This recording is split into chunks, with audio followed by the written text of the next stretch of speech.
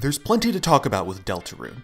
I could talk about the vastly improved combat system with some unrealized potential, the general polish upgrade, the funny and charming writing that Toby Fox has become known for, or the argument about whether this is a sequel or a prequel that Toby mercifully killed shortly after release. But I'd argue that there's a far more pressing question. What is the point of Delta Rune? And I swear that I don't mean that in an insulting way. It goes beyond trivial answers like doing something nice for the fans, or just for fun. I'd argue that the evidence points towards this being a meaningful evolution rather than an expansion pack. So that begs the question, what is the point of Delta Rune? Undertale had a point.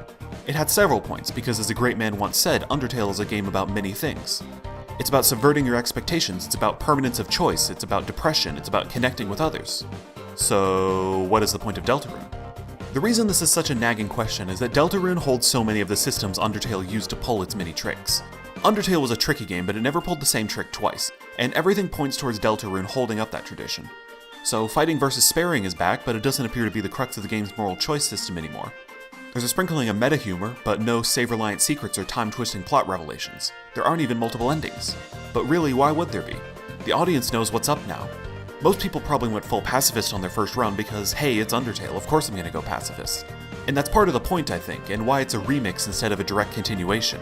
It'd be hard to think of something more pointless than another game with the same gimmicks but none of the surprise. Thematic analysis of this game is still rolling in right now, but a lot of people seem to be saying that choice is not mattering as a theme. That would be a pretty lame theme if you ask me, and kind of missing the forest for the trees. Yes, that is a concept directly mentioned in the dialogue and an idea supported by the gameplay, but it's not building towards anything. There would be no point to a theme like that. Instead, you have to take a step back and consider the context of this game's release. About 24 hours after Delta Rune dropped, Toby Fox released a post-mortem of sorts talking about the creation and future of Delta Rune. Out of everything he said, the way he ended it was what stuck with me. The expectations for my next work would be really high, so high that I knew no matter what I did, I felt like people would be underwhelmed. If you played Undertale, I don't think I can make anything that makes you feel that way again. However, it's possible I can make something else.